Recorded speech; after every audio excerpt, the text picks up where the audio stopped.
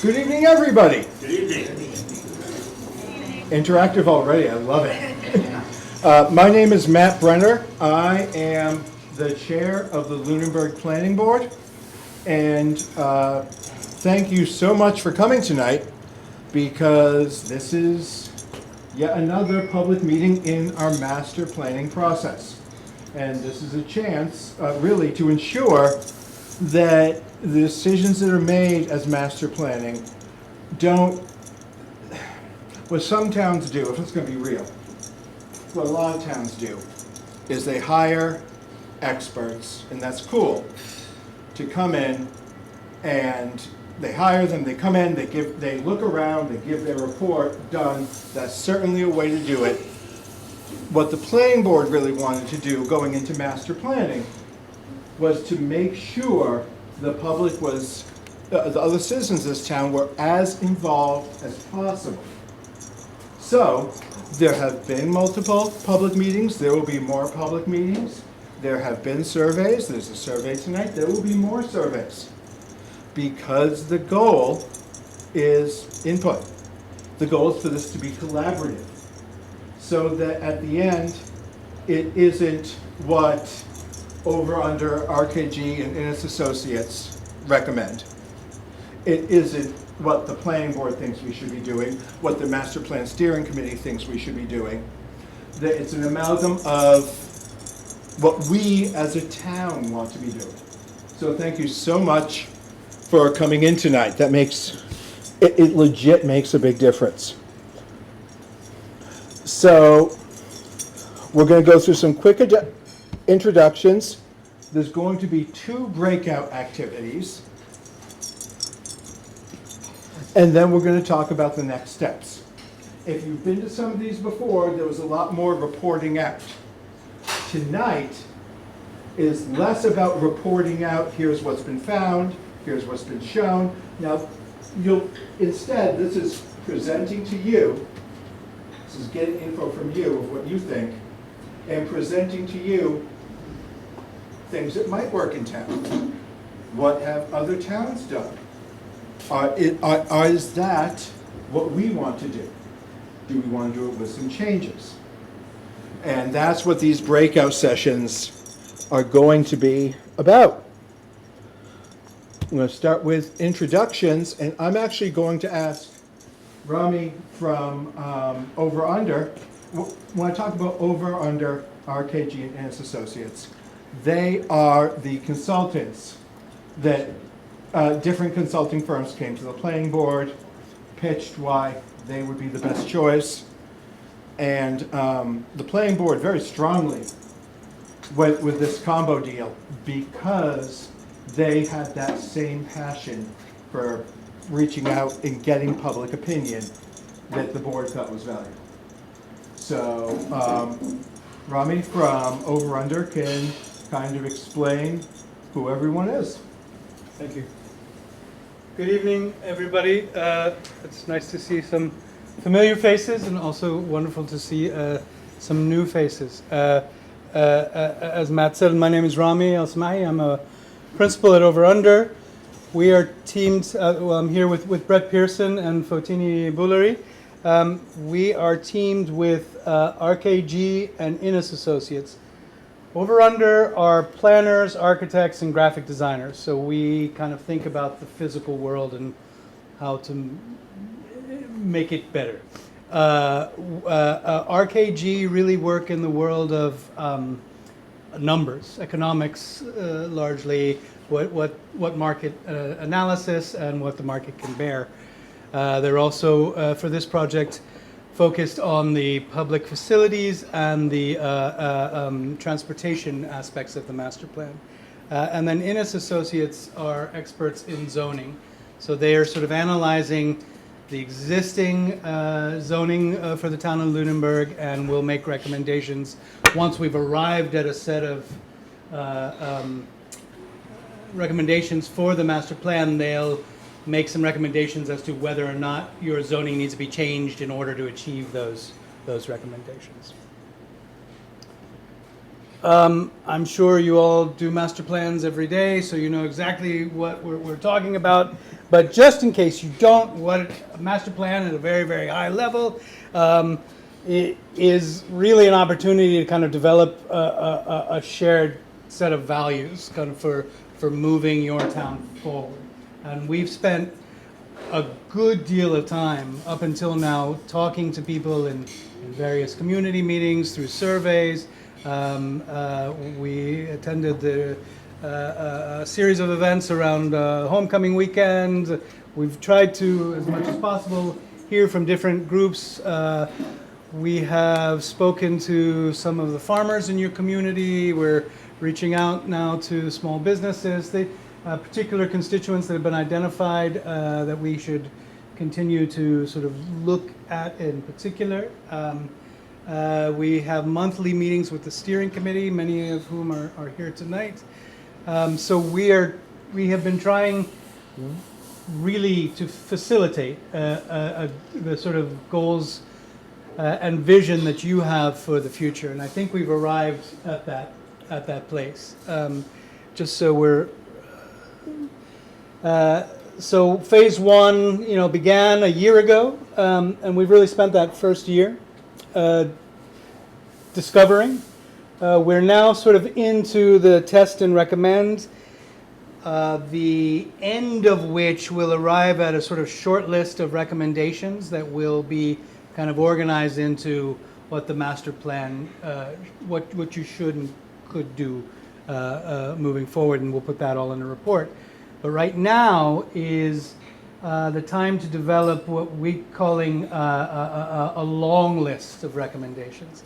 So really the exercises tonight are designed to brainstorm.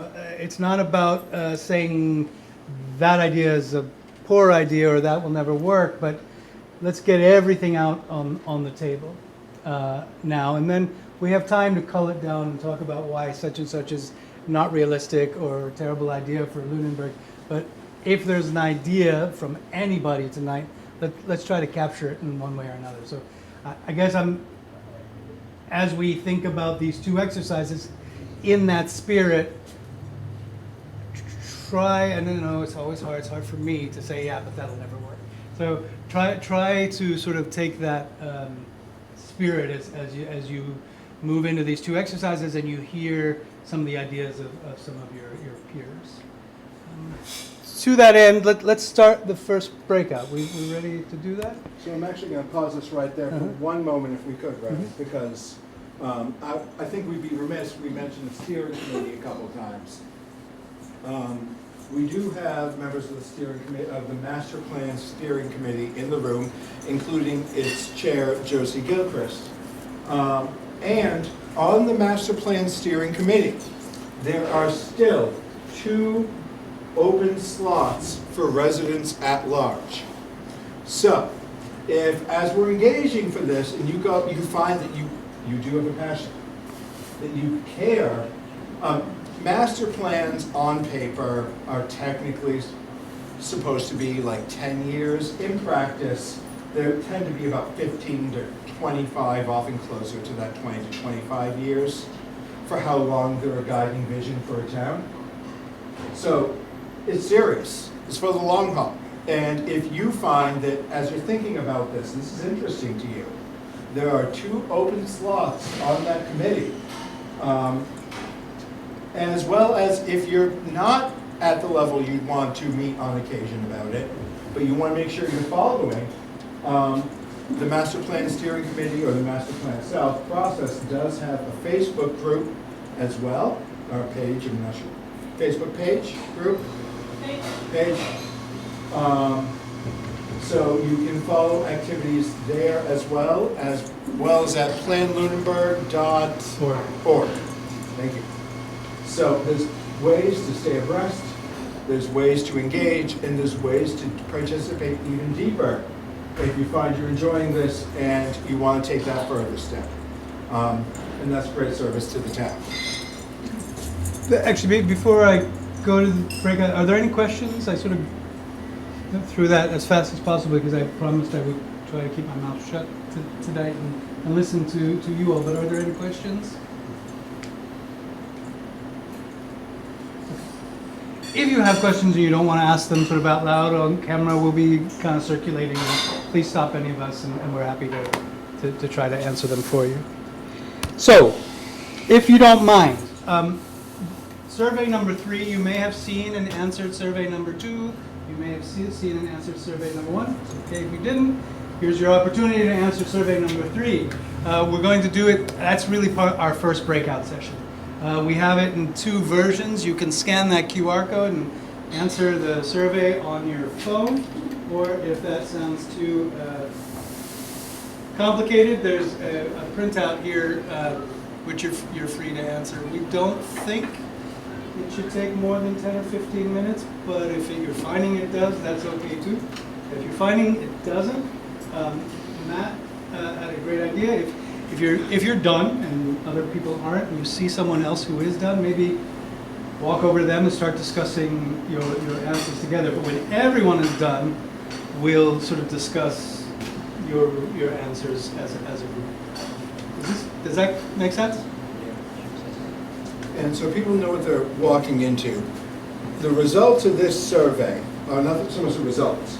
The questions in this survey present ideas that have been brought forward at previous public meetings and on the previous surveys.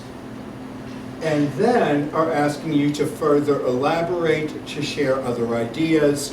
So if you feel like you've done the others and you see some patterns, yes, that's true. Because now we're diving deeper. Take a look, if you could please, either on paper or I'll be real, it makes, if you're equally comfortable on your phone, now if you're not, use the paper, that's cool. If you're equally comfortable doing it on your phone, it does make the data collection a little easier in the end because it goes in automatically, but that's an if, right? Don't want you to not fill it out. So please go ahead, if you have any questions, let us know. And once you're done, make eye contact with someone, get together, chat about something that surprised you, something that was interesting in the survey, and then once everyone's done, we'll gather back together. Thank you so much.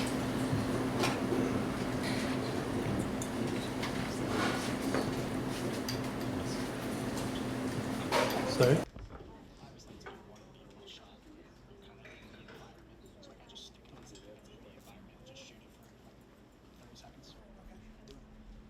And then of course the little A means we're recording to SD card A.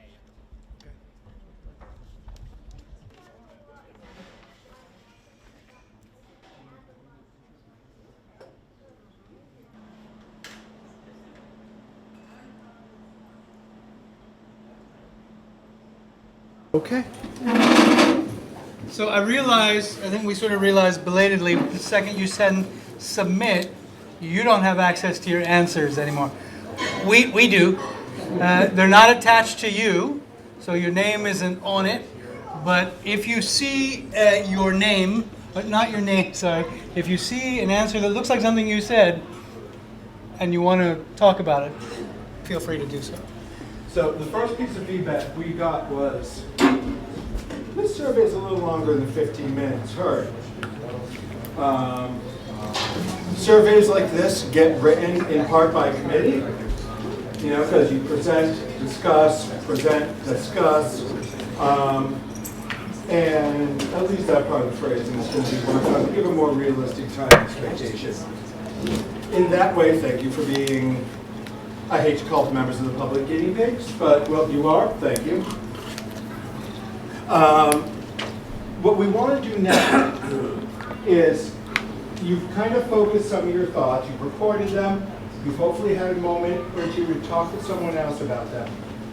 We would love it if you could share anything that stood out to you, anything that was interesting.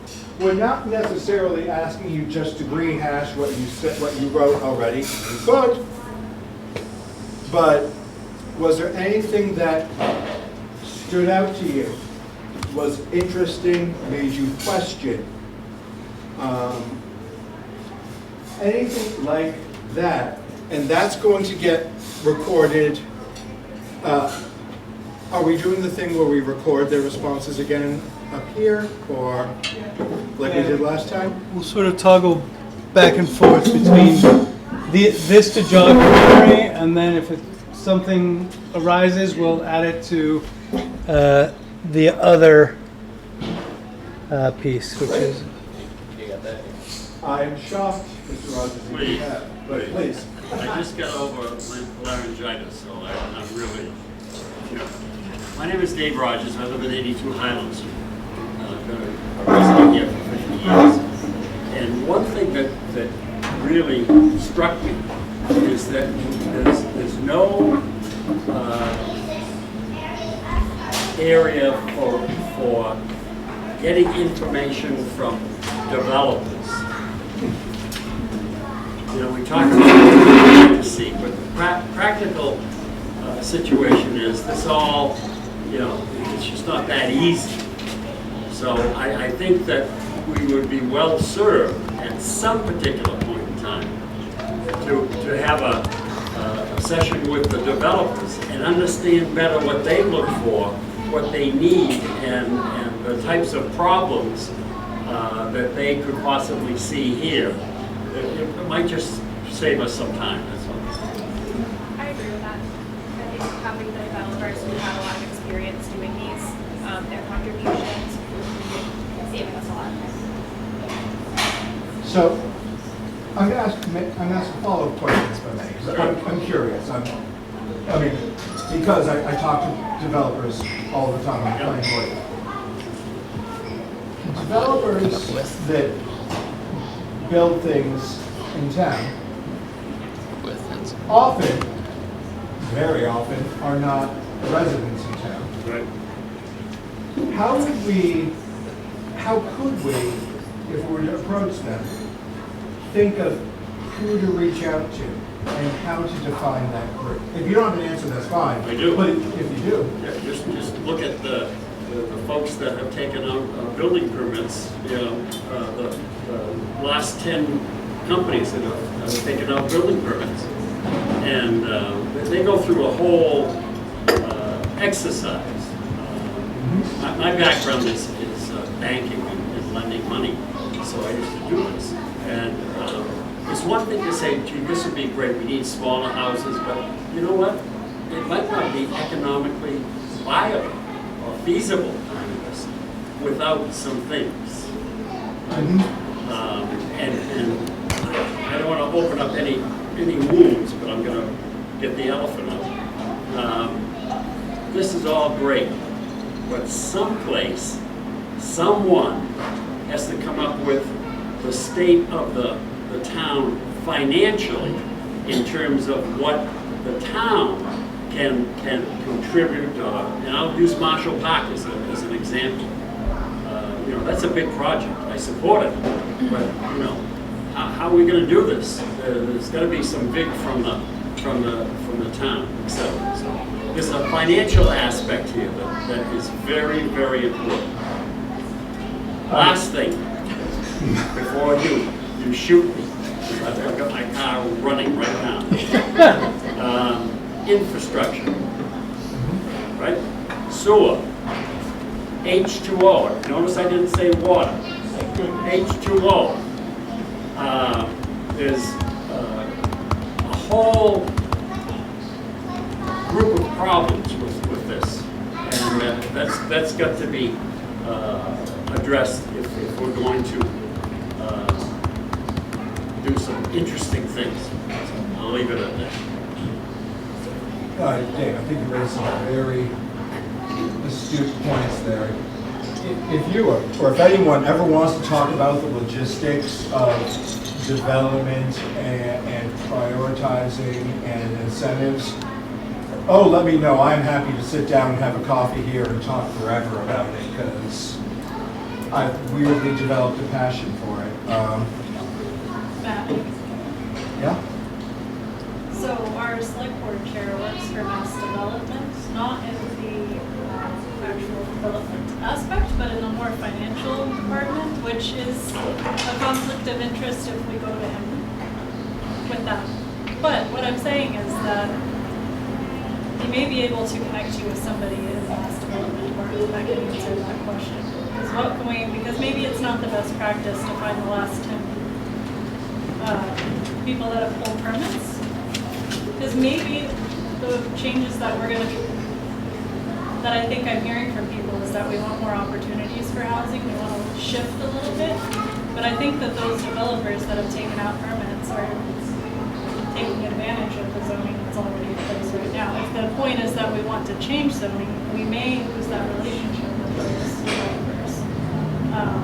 But maybe mass development may be a good connection for us to make, just to be curious. Yeah, It's out of their realm. but I have a few, I can't keep my own promise. A few thoughts. Absolutely, we should be talking to developers, ones that have worked here and ones that might be interested in working here. Our RKG in particular have deep experience in development of real estate across the country, but especially in the Commonwealth. So that's really their purview. The other thought is we've done work on planning and architecture all over the world, and we've worked with folks, bankers, developers, performers. Oftentimes, those are built on comps, right? 99% of the time, those are built on comps. So what comps mean? Comparative projects that have happened before. The problem with that is you're ruling out things that could be.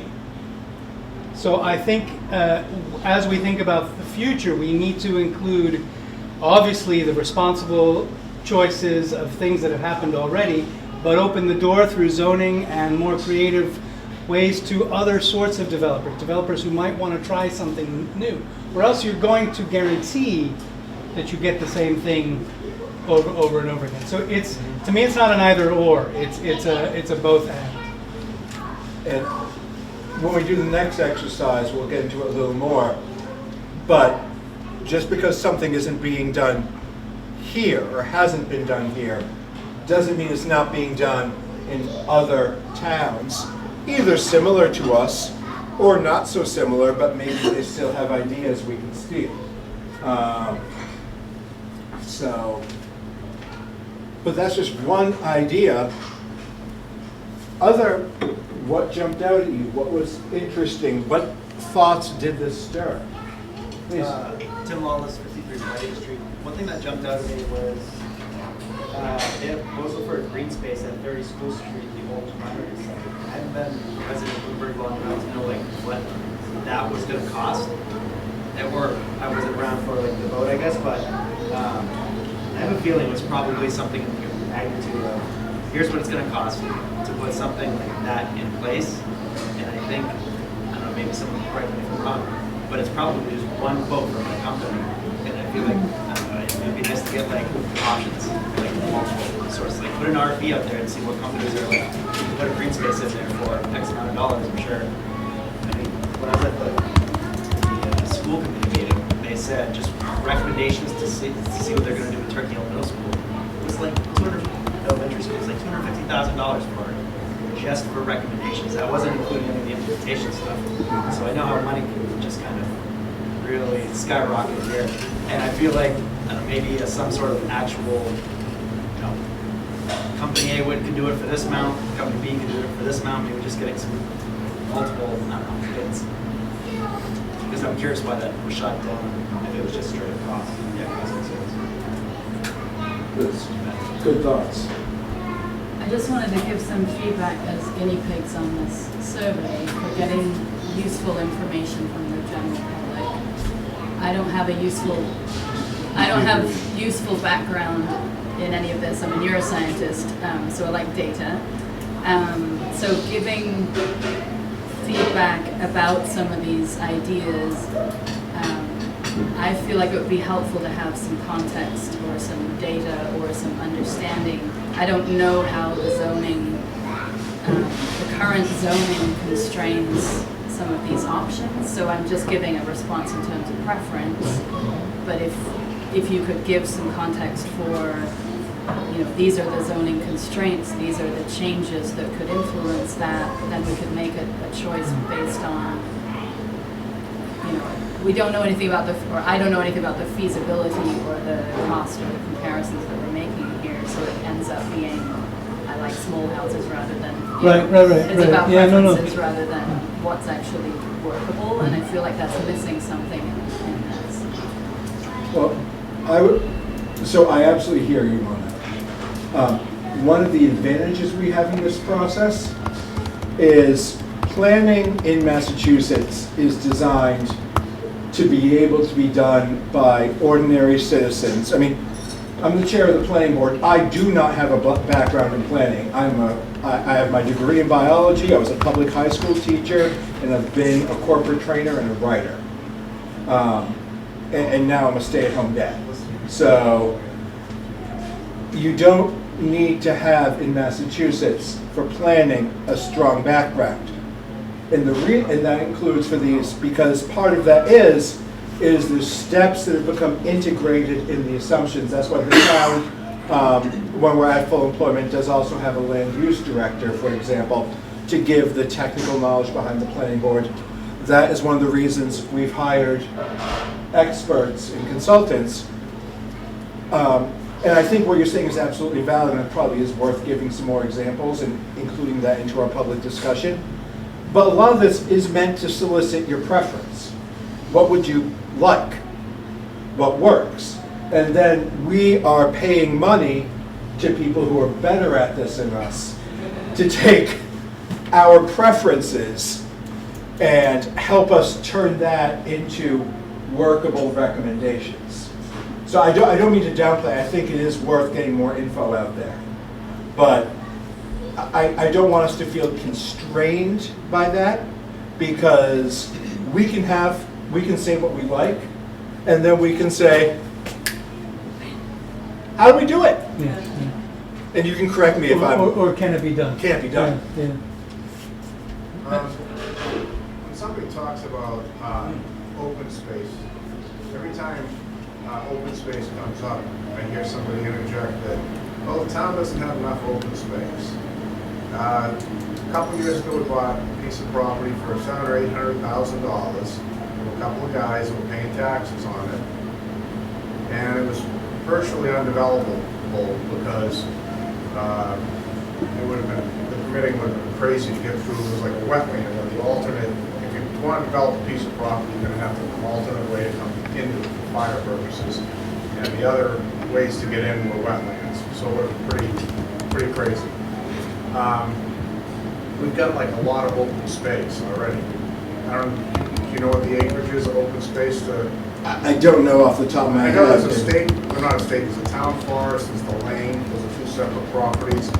There's actually a piece of property on Chase Road right up the street. You go take a left, you go up into Townsend, and as soon as you get past the church on Beale Street, goes off to the left, there's a big drop off, goes down, there's all sorts of poison ivy. So there's a lot of open space. So when somebody says, well, develop a spot for open space,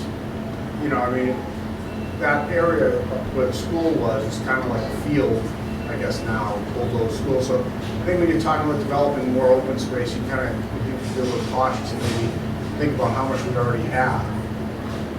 I think so. I think there's something about in the.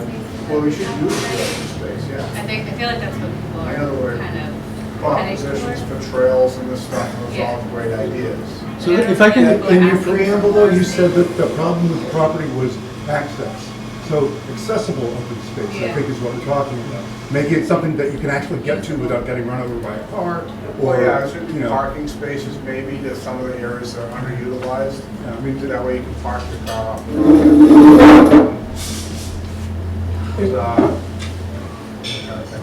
One thing that's kind of interesting, and Ronnie's brought it up to me before in discussions, and this is where it gets interesting, is a lot of the time when we use terms,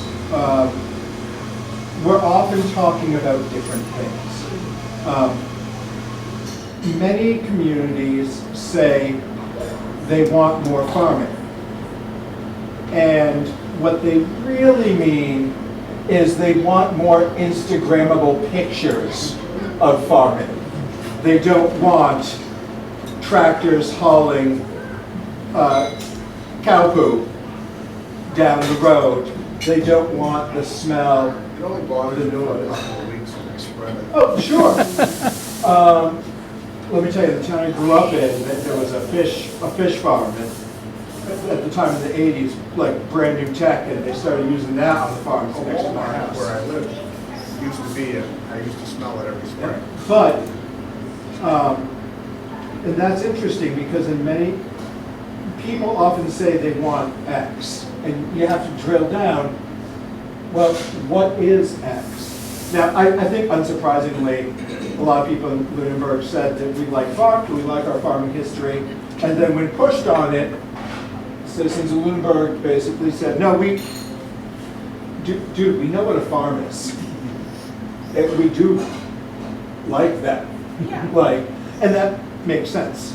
Yeah, I mean, to me, open space is already there, okay? You take the example of Bulbous in Cross Street, where there was an absolutely stunning, beautiful open field, and it was surrounded by conservation land, and now there's 3,000 plus square foot houses on there.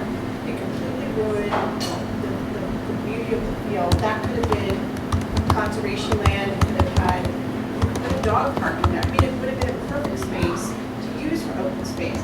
And, you know, one of my questions is, yes, and I don't really know the person who's going to answer this, is like, why was that allowed to happen when it should have been open to conversation? Like, if you're looking at open spaces, that would have been a perfect example where you don't have to do anything to it. It's already there, and then you can just access it or do whatever you might need to do to allow it to be publicly accessed. Instead, private citizens, you know, snuck in, took advantage of the homeowner, paid off their taxes, and then resold that whole lot for a lot of money. And now we're stuck in a half-mile radius with 4 brand new houses that, you know, increased our traffic, all kinds of stuff. There was a beautiful open space that could have just existed. They cut the fields every summer, and it was loved it. You could have bought it. So, Except you didn't know. No, Because you these could have people- bought it personally. These people stuck in and took advantage But of the yeah, so homeowner. I am going to pause us here for a Why would that second. be allowed? I'm going to pause, I do Anyway, want to sorry. pause us because we're getting Talking into about a open very space. specific. Yeah. But I Open want to, spaces that exist. but what I actually want to tell us is this is one, these are the things, discussions, and although it's good it's being verbalized here, recorded. Now that could be in your surveys. Saying it here, things are being recorded. Send it in separately as emails to members of the committee, and we'll be right there. If I can add, Oh, sure. and it kind of ties back all the way back to your comment, man, about, I hear you, the survey is imperfect, in part because we're struggling with how to get this piece of the, it's been easy up until now, what do you want, what do you don't like. Now we're trying to ask, okay, we sort of understand as a vision, there are these 8 things that the community has articulated that they're interested in. How are we going to do this? And we want to provide some background information, but at the same time, at this moment, we want all the ideas out there. Not like, oh, that's a dumb idea, or that'll never work, or so all the ideas. We'll get to the that'll never work. That's not a practical idea for here. We'll do that, but at this moment, we want to hear as broad a set of possibilities as possible, or else we won't hear them. Yeah. So I would quickly revise my statement to say before land like that is allowed to be sold like that, it should be open. There should be restrictions on that, and it should be open up so that we would have known what was going on and would have had an opportunity to either come in and come together and buy it or do something, but it was all behind the scenes and it was so. So the level of oversight that our commissions and boards should control those things. Yeah. The planning board oversees some permits being pulled and they get approved, correct me if I'm wrong. So I think that our boards and commissions should have oversight big changes are being made. The planning board, conservation commission, wastewater, they all see those big different things. And I ask the questions too, of why are we saying yes? Yeah, yes, yeah, exactly. You So, don't have to. I want to, You don't. I want to give a dime store answer to a little bit of why. I don't want to take up all of our time with it. This is where planning gets weirdly complex.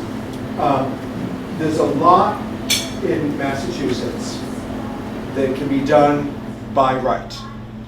And by right means if you own the land, you can, I say you can do it. Now, you have to do it within certain laws. Like if you have a parcel that meets the requirements to build a house, you can build a house. You have to do it within the requirements for building a house, but you can do it. The town can't say, for the most part, there's always some exceptions, but we don't want you to build a house there. Now, it's still worth voicing these. It's still worth voicing these frustrations you have, because there are options that could potentially exist within zoning, within other bylaws, within some creativity in kind of more modern zoning. Lunenburg has a fairly old school traditional set of zoning bylaws. You could get a little more creative with it that give options to, you're not saying people can't do it by right, but you're incentivizing them to build in a way that maybe preserves more open space. A term that you may have seen there is cluster development, and that's one option. But the point is, do voice these frustrations. Understand going forward, solutions might sound or look a little different, but that doesn't mean we shouldn't be voicing them, because I think the goal is to get us as close as we can, but we have to navigate within a state's legal framework as well. That's the way it goes. I do want to be sensitive of our time, and do we need to move on to the next breakout? Or should we? I think so. I mean, I'm just looking through the responses here to question 1, for example, and which has to do with housing. And there are a lot of diverse opinions, and I think they've been well articulated. So I feel we've captured that. If there's anything you want to speak to specifically, I think some people have already done that. Are there any, anything that struck you, if you can remember any of your answers, that struck you, that you feel you'd like to share at the moment, or something since you've answered you'd like to add? This isn't about question 1, this is just in general? In general. Okay, all right.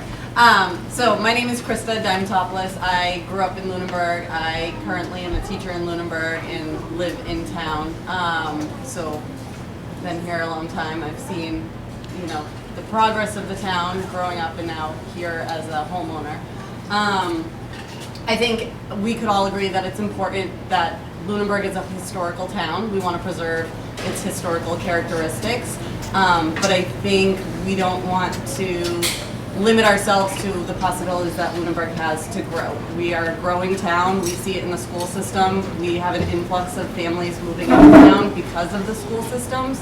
And just recently we passed an override because funding is low. So how can we solve this issue of bringing in more money, like Dave had said, financially, to support our town on different levels. So a big one that I always say, I drive through town and I see all these vacated buildings that have literally been sitting there since I was a kid. So Stone Farm Package Store is sitting there rotting away. The old gas station is sitting there.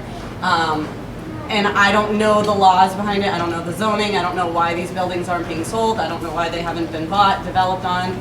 But I would love to see more businesses come in, specifically restaurants. I love Smokestack. We come here all the time, but it's the only cafe in town. There's Bad Larry's in the center of town. That's a pizza joint. That's the only pizza place in town, besides in the center. So how do we bring in more small, restaurants that can build revenue and support the town that way? I had an idea.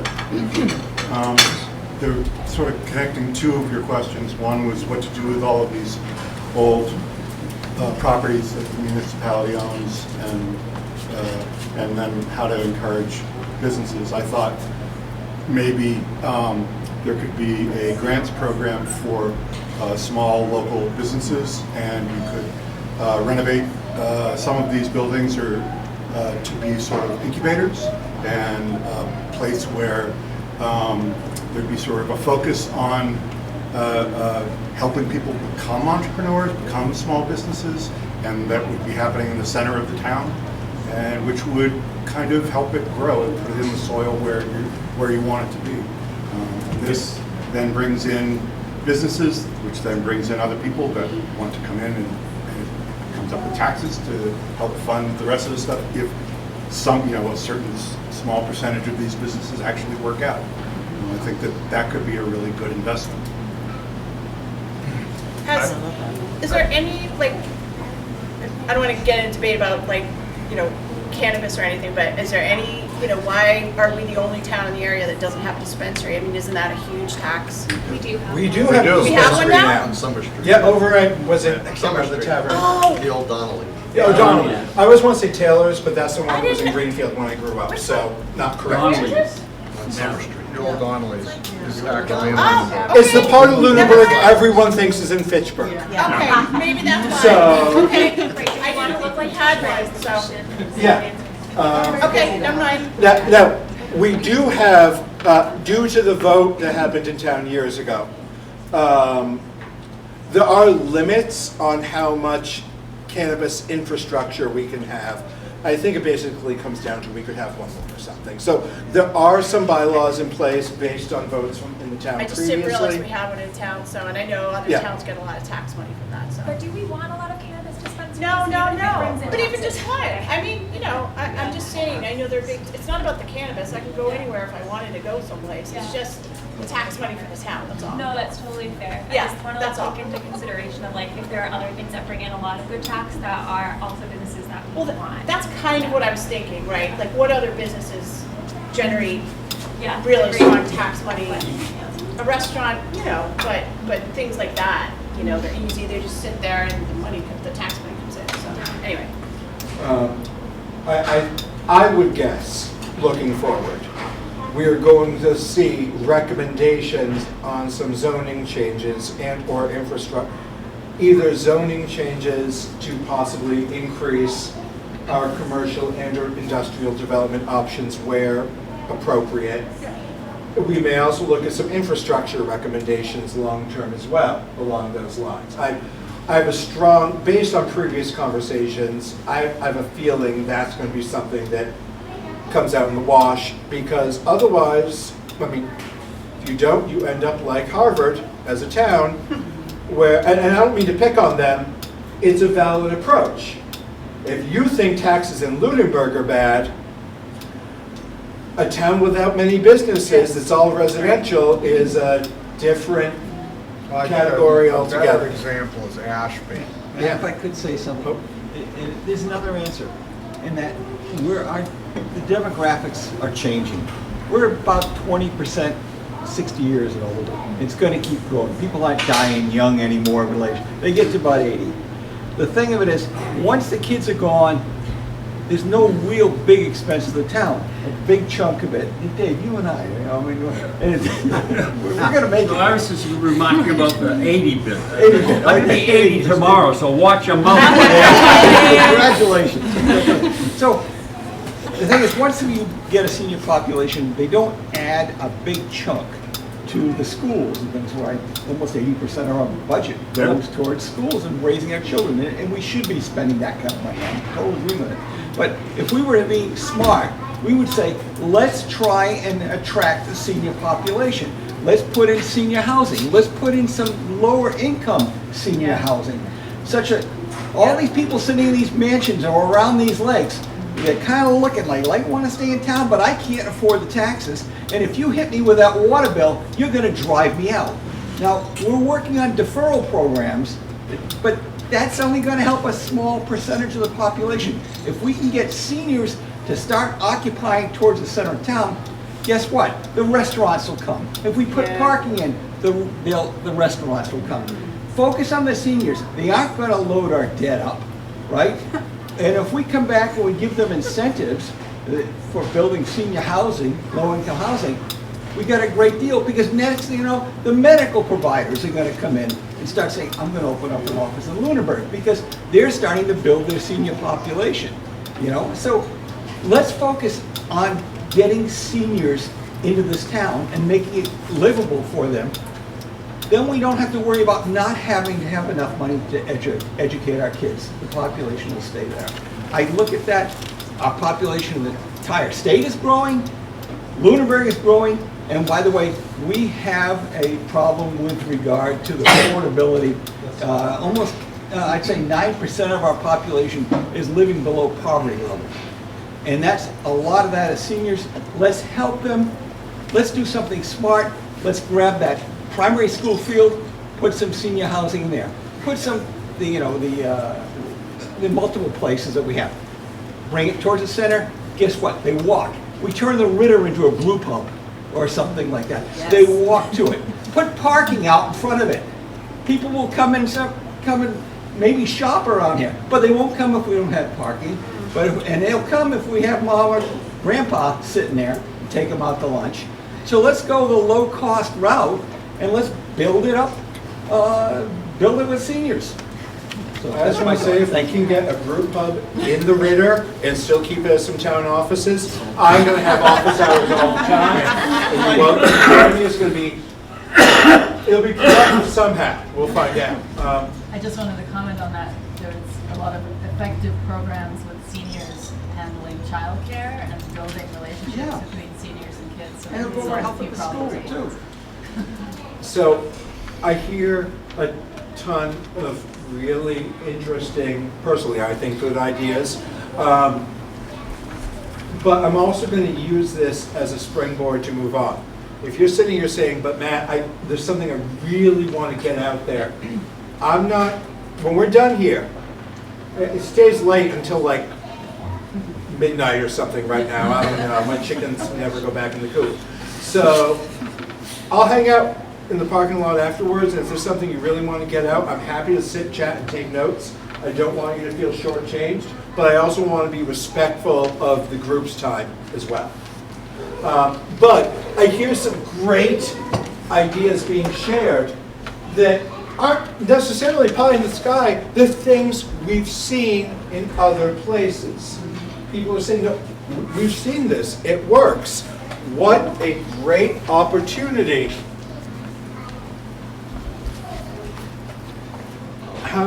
Can I just click back into the, let's go. I was Mac literate for about 3 years and I've lost all of it. Good segue. No, don't worry. Where did you go? So, Post-council. what's going to happen? Hey, cards are going to be put on your table. You're not going to look at them yet. No. Hey, so fun fact, fun teacher fact, from when I was a teacher, the minute you give people a piece of paper, they no longer listen to you. They're too busy reading the paper. So you never give them paper until the last minute, or you do what I did here, and say, yes, you have paper, don't look at it. That doesn't work with ninth graders. I have faith in you. What you've got is a set of cards that have example, that based on the feedback that has previously been given. Some examples of what other towns have done that might align with feedback that's been previously given. And I'll tell you, the feedback coming in tonight is super valuable, but it's kind of doing the Greek chorus thing, which is exactly what we want. It's echoing things that have been heard. Now that's good. That means we're pretty aligned as a town. That's a nice feeling. But what you have are cards that kind of get into, well, here's how this town dealt with this issue. Here's how this town did this. And what we'd like you to do is to get into groups of 3 to 4. move a little bit as needed. Take a look at those cards. Read them over. Discuss. What do you like?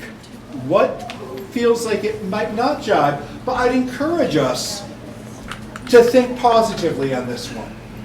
I would encourage us to worry less about this won't work for us, because again, tonight is less about that's an awful idea we could never do, but about finding what people want. So I encourage us to aim a little more positive when feasible. And then you're going to share out in about 15-ish minutes, what did your group really like and why? So when I say go, you're going to get into groups of 4-ish. You're going to look at the cards of what other towns have done. You're going to talk about them and think of what do you really like. Thank you, and go ahead. I'll just add, there's one thing. Some of the cards are blank.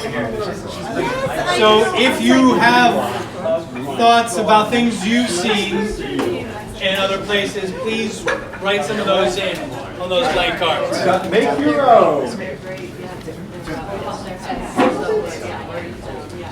I forgot.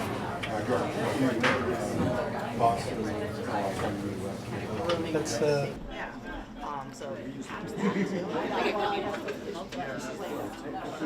Like if we tied, let's say you're a developer, you want to build the 60 houses, they're going to build a new house that they didn't build. But, I think, and it doesn't even have to be like super fancy. And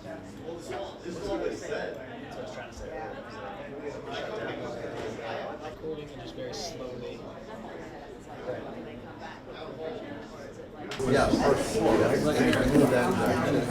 So I'm going to ask you if you can kind of wrap up that last sentence you're on, and then just show me your eyes so I know that your group's ready.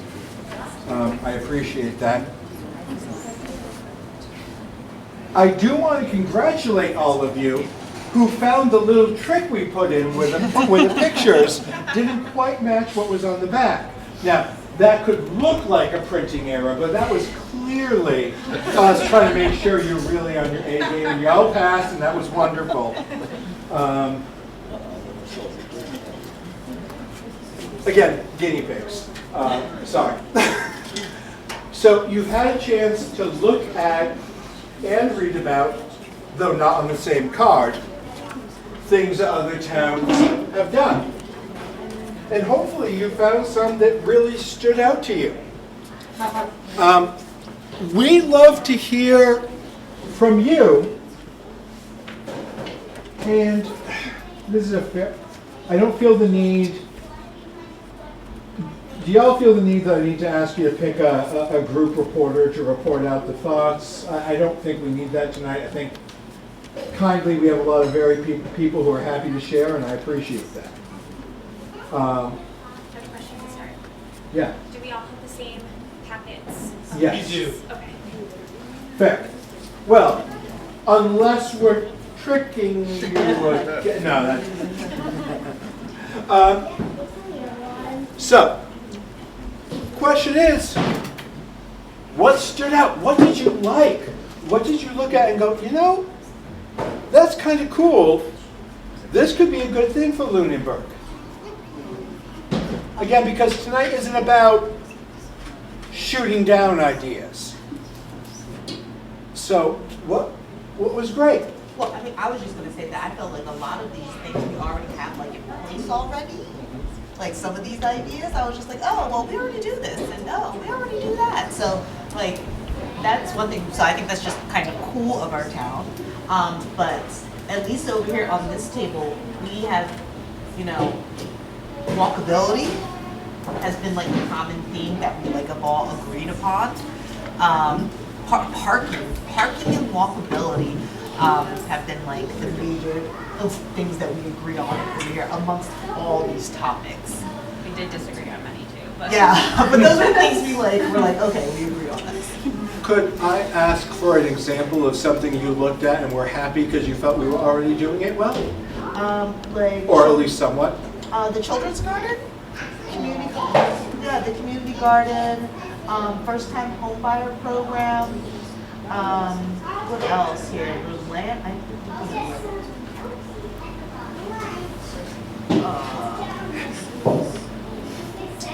Oh, the beach, like beach area improvements, because we have town beach. I mean, we could use better parking, just make it safer for pedestrians over there. Like, that's scary if you have a toddler and you're going to town beach. It's not good. It's not good. But yeah, but those are like those are the couple of things. I found the solution, by the way, is to have multiple kids. That way, if you lose a few to the traffic, you're still okay in the long run. That's wrong.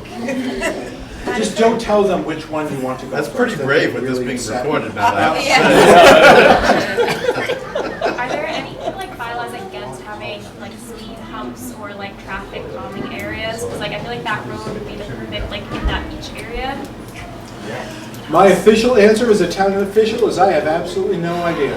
Okay. Does anyone unofficially have any ideas? I don't know, but I agree, that road, that town something, needs a sidewalk. It needs something to slow it down. You know how many times, like, when I'm just driving, I almost like clip somebody walking their dog. Like, it's scary. Like, a lot of pedestrians are on that road.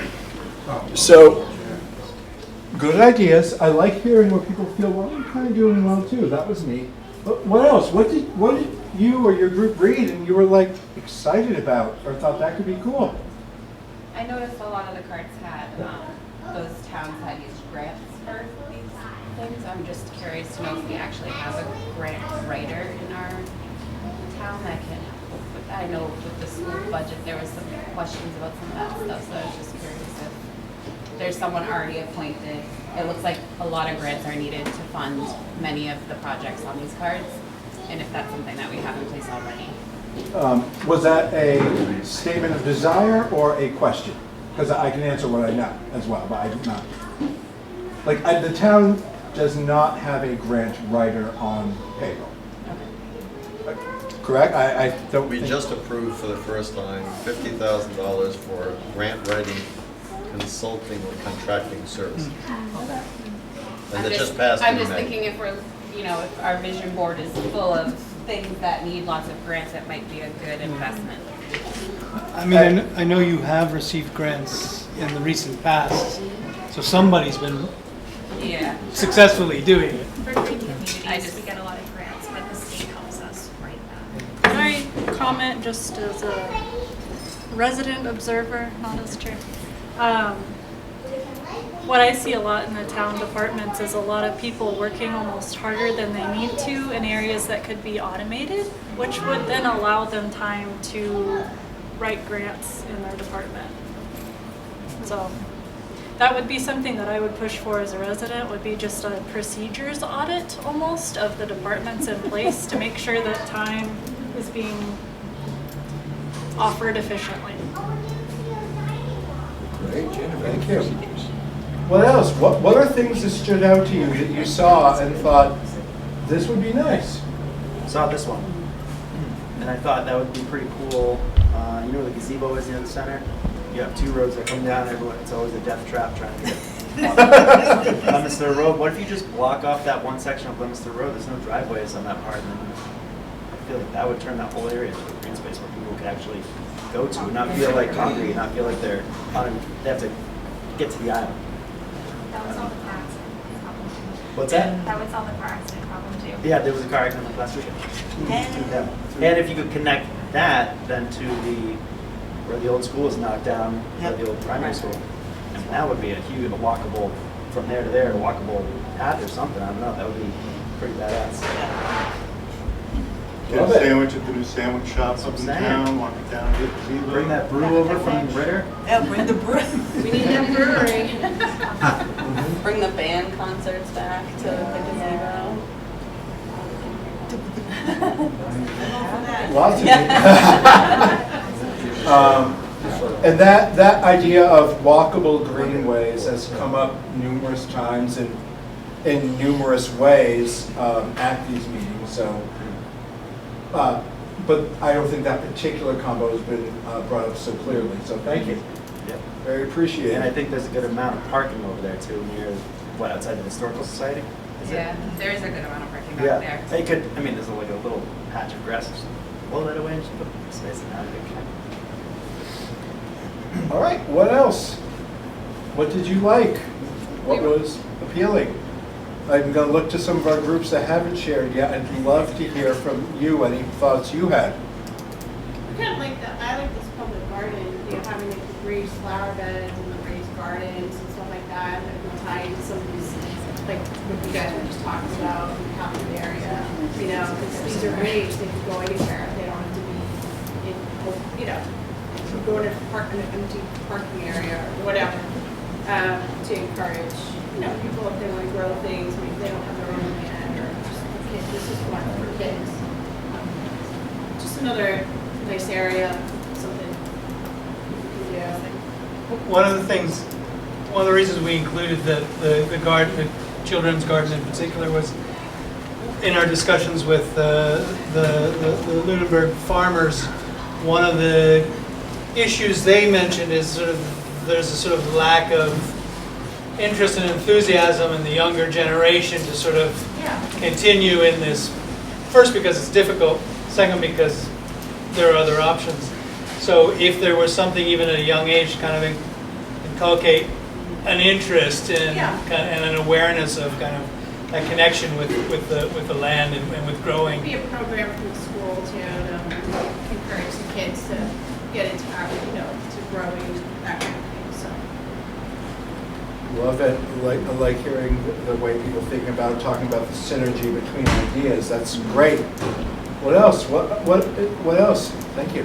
I liked this one, and it's very similar to the pavilion that was just built at the Lunenburg Adult Activity Center, and they're planning on having concerts there. In fact, the first one is tomorrow at 1, once a month. And it was also thought that maybe they could move the town concerts to that area, and it's very, it's really pretty. There's room for a lot of chairs and parking too. Yeah, they get parking. That's right. The senior center behind it, they just built this. Big, beautiful pavilion, really top-notch, looks gorgeous. I was there for the grand opening ceremony. It's nice.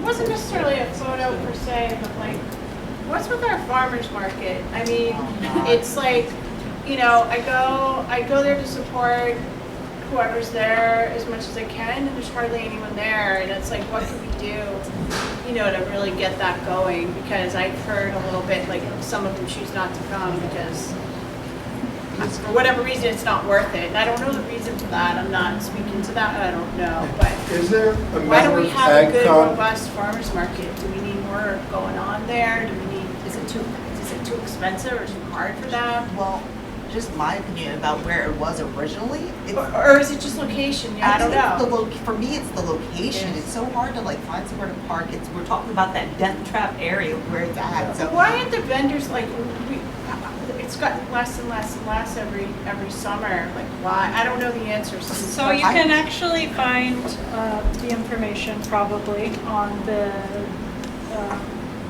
YouTube channel for the town. Well, the AgCom doesn't record. AgCom doesn't? Yeah, it's not. That will be remedied soon. Do they have their minutes? Is there a member of AgCom here? That will be remedied soon. Yeah. There is nobody from AgCom here. There's likely not going to be a farmer's market this year for reasons that I won't go over right now. If anybody would like to be connected to somebody on the AgCom, I can make an introduction. Because a town like this, we should absolutely have a very robust farmers market. And it's all the farming, everything in this town. We should absolutely have it. And I go every single day. They have a farmer's market in Copley Square, and I go in 3 days a week, and I even see Stillman's there. Yeah. Stillman's makes all the way into the city. Yep. Yeah. As for a farmer's market, that is like we have in town. My wife and I actually discovered Dick's Market Garden that we now live next to. At the time we were living in Fitchburg, and we discovered it at Copley Square, which was funny. And we went, wait, Okay, you're near our house. Now they make more money, yes. So according to the farmers we spoke to, it doesn't pencil out. Yeah. The ones who do it for exposure, Yeah. but they're taking, it's marketing. Nope. Yeah. Yeah, they don't promote it at all. I have very big opinions about that. That nobody goes to. I mean, when There's an artist So, market happening at I'm market every gonna Sunday. bring our If attention anybody wants to go there. back together as a group. And I think we had, was that something you wanted to share or no? Oh, I was just gonna say that, I mean, farmer's market, band concerts, they're not well attended, you know, and I don't know why. Promotion. We have the band concerts now in big, you know, in front of the school, there's so much space there. We can have them up at the common because there's enough space for the amount of people that come. So I don't know what the dynamics is, why people don't want to attend things like that, but we can build all this stuff, but if nobody wants to attend, everybody wants to, maybe it's post-COVID, I'm not quite sure what the problem is, but it seems like things are very low attention. I think we've seen one is post-COVID, there's a lot of issues. I was even talking with one group about, even as a dad of elementary school kids don't get together and play anymore. Like, the COVID, I don't think it was, I don't even know if it changed much, but it kind of accelerated some changes in society that were already happening. That's my guess, I don't know. But I can also tell you that communicating with the public is, in my opinion, at an all-time, the difficulty is at an all-time high. And we could think, but there's so much social media. But it's split. Put it on Facebook. Yeah, Facebook use is lower than it's been in a very long time, and I'm friends and mentor to a lot of college students, to a lot of recent graduates. I'll tell you, they have a Facebook account so they can say hi to their grandma when they have to on her birthday.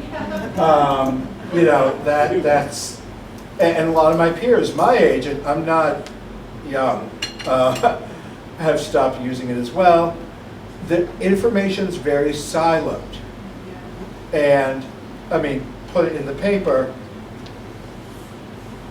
A lot of people don't read the paper. Which paper even? A lot of people still don't read it. We're a really small community, though. I think like word of mouth is a huge way to get things out there. And if we provide the kids with fun community things to do together as a community, then parents will bring them. And I just feel like, I mean, I've been here 17 years, and I've just seen the community, just community gatherings, community activities, just going downhill since then. And I also have kids in elementary school and a middle schooler, and I know that my daughter loves going to loved going to the farmers market when I sold there, and she comes to the artisan market that's now at the flea market, and she loves being a part of community things. But we have to provide it. The kids can't do that on their own. Like we have to show up and we have to give them opportunities to play and get off the video games and off the phones and iPads. And I would say like, I know, think that's our obligation. I would say to I know do that. hands down when recycling day is, when leaf collection day is, because it's always posted on that sign on the corner. Like, I feel like that's a perfect opportunity to say like farmers market or put something public up there at the fest. And I've learned so many, I've learned of so many things through, yes, social media, but also just from word of mouth from people in the community. I think things spread here. We're not a huge city. We should be able to. I mean, Smokestack puts it up on their walls, and like just being able to put it out there. Be aware of it. Yeah. I think that's what kind of echoes everything that we're doing here with this master plan process, is to find our essence of community again, because I think that we're all, as a culture for the past several years, have been kind of scattered and trying to figure it out. And post-COVID, we're all just adapting. It's a new world. And so the culture that we're trying to format, we need to come together and decide what that is collectively, and that's why the master plan process is important and why it's important for everybody to come and be a part of it, because I agree what you said. And what you said, if we build it, they'll come. It needs to be a holistic measure. We need to be able to park our cars to access it. We need to be able to walk to it and to bike to it and to provide those opportunities for a wide range of people of age groups and backgrounds that live here. And I'll tell you that other communities are having these same discussions with these same challenges. We are not the only ones looking around saying, what happened? It used to be easier to get people together. How do we recapture some of it? How do we recapture that essence? That is the new normal, and that's been building for a long time. And so, I don't mean that as a doom and gloom. What I mean to say is actually, we're not the only ones, and we're good company. And I think it's worth looking like this at what others are doing. And maybe we also want to look more broadly at how they are communicating effectively. If someone's found, maybe no one's broken the code yet. I don't know. Maybe they have. Other thoughts? Is there anything else you saw that really stood out that you want to voice and say, this looked great for Lunenburg. This is something I'd want to see here. Yeah. I really just have to say that it's very difficult because this doesn't actually, I don't know what I'm looking at. Yeah. So I can't answer your question. I mean, I've seen things like this and that I know about that are, ways to do it. Farmers markets work great in urban areas because there are no farms around. I can go to the farm and they have a shop. Why would they come down here? But, we're in our cars and we're getting all our information at home or on our phones and we're all heads down. We're not riding bikes. We're not looking at each other. We don't have a park that we all go to. We're all spread out. So putting some effort into making a centralized place that is really pleasant to go to for no money. Yes. That's just as nice. Doing something with that bandstand and the downtown and connecting them together. I think this is something that will really make a center of the town a place where people in the town will want to go to. If I may, I want to turn to Tom because you had your hand up and you haven't spoken much. I want to get as many thoughts as possible. A lot of the ideas that I heard tonight, I just wanted to take a back seat, so I just want to be here on two points. A lot of the community in doing something in town center, and there was a question, I think this gentleman here asked about 30 School Street. So there was a whole plan that we wanted to take to the next level. It never got to the bidding place, so we didn't have a price. We had an estimation, and we wanted to do it, and at town meeting, that got pulled out of an article. Why it got pulled out is baffling to me. But it had almost everything that people talked about. It had a grandstand or a bandstand area that could be used for the town concerts as well as other performances. It had a community garden. It had a pollination area. It had a picnic area, and it had we were going to build a pavilion that you could have the farmers market undercover in on those days when it rained. That was all available. I'm still a huge supporter of that. So it got nixed for a town meeting. Which leads me to point number 2, which is participation. Town meeting. We had the most people at town meeting probably in 10 years, and that got a whole 450 out of a town in an open town meeting of 11 plus almost 12,000. 1,500 people voted on the almost $1 million override out of 7,900, 8,200, depending on who you ask, registered voters. So participation is a problem and has been, and if somebody has the magic bullet, I've been asking because volunteerism is down, attendance is down, and all these things. I'd love to see it up. Okay? I think the master plan, I think Josie, you're right, the master plan is designed to do that. And my last point about the master plan, and I'll bring it back to something Dave Rogers mentioned at the beginning. It is wonderful to have people together saying what they want the town to look like in the future and go to that vision. But it's almost like asking somebody and say, okay, what kind of house would you like to live in? And they're going to come up with some huge house, and then it's like, okay, how are you going to get there? You cannot do this process. You absolutely cannot do this process without how do you do it financially. You just can't. And that has got to be, that's in the prior master plan, when I first read it, when I was involved in town, that was the thing I saw was the glaring gap. Because what you get from where you are to where you want to be, there's a chasm that you're going to look to the townspeople to do. Because, I mean, yes, you can get grants and you get things, and we should do all those. But the bulk of it has to be from the town. And there have to be things, what can we do that we want within our affordability? And I'll stop there. So, knowing that we have just less than, 5 minutes left, I do want to say that Tom's right. Master planning doesn't end with the master plan process, okay? Because in the end, we have a book. Great. Then it comes time for implementation. There are strategies and processes we can put forward to help ensure that happens. And we need to do that. Whoever's on the planning board at the time, I hope to still be on the board at that time. But that's going to be a continued thing. It's not just going to be the planning board. It needs to be, we need town investment. That's why we're grateful for everyone who comes out and speaks. Looking, again, being sensitive. Yeah. Next steps, fairly straightforward. PlanLunenburg.org. You may have already been there. Thank you if you have. Check it out. Watch the webpage. Anything happening with master plan is going to go there. And the goal is to keep that running for a while. Through the master planning process, PlanLunenburg.org, keeping it moving forward. And again, when master planning becomes execution, it doesn't stop. And what I really hope is that I'm going to see a lot of your faces as we move forward in that process, because what we don't want is that same 10 people problem, right?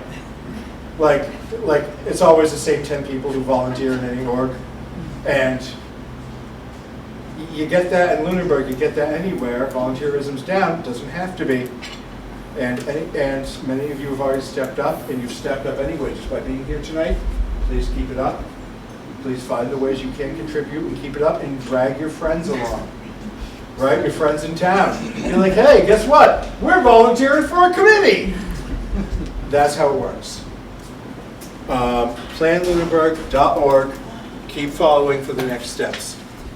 Speaking of, you mentioned it before, but the Master Plan Steering Committee has 2 open seats for a resident at large. I see a lot of residents here. So if you want to be a part of our committee, the more voices, the better. We need 2 people to step up and be a volunteer on that committee. It's a once-a-month obligation for a couple hours in your evening. You help us decide how to format these surveys and how to communicate with Rami and his team, and how to kind of amplify the voices that we hear tonight and keep it going. But thank you all very much for coming. I'm going to ask everybody to just take their stuff right up to the counter to JC. So did you have a comment? Yes. So I know we're kind of getting up real quick. If we can just keep in mind that, not to go on a dissertation about community, but let's face it, I don't know most of you. I've only seen a few of you in passing.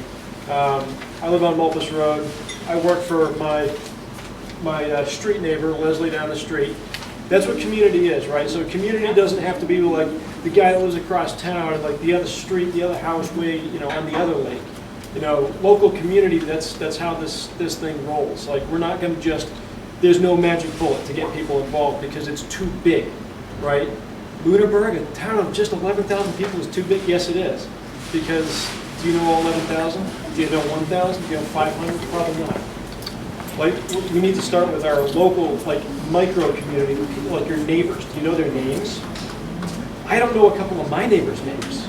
I don't even know if they're even still alive. Good grief, I haven't seen them in years.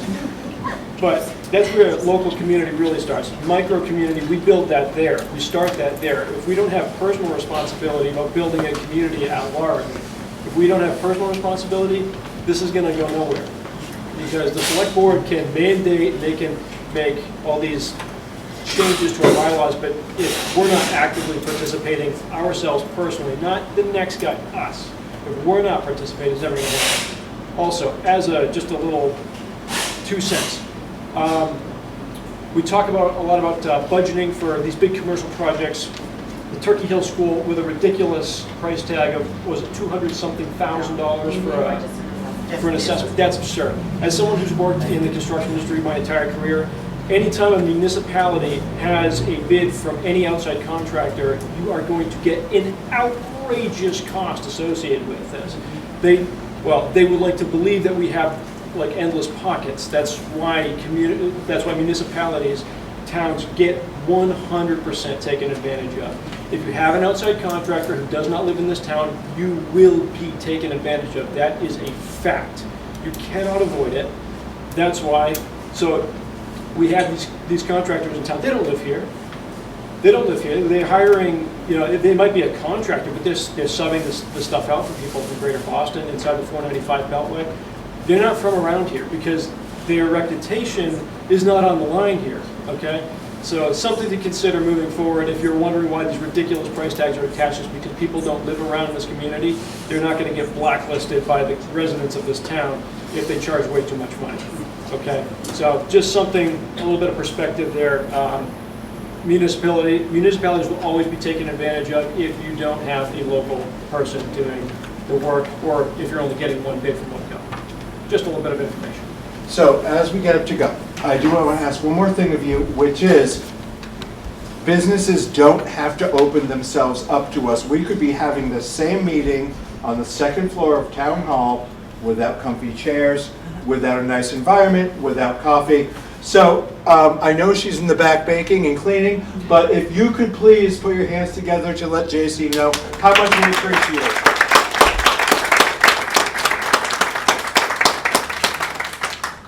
Thank you, everybody. We do need to get our butts out of this building so she can go home. I will make myself available outside. If you want to chat about anything or make an appointment to talk to me later, I'm happy to. Thank you all. Our last.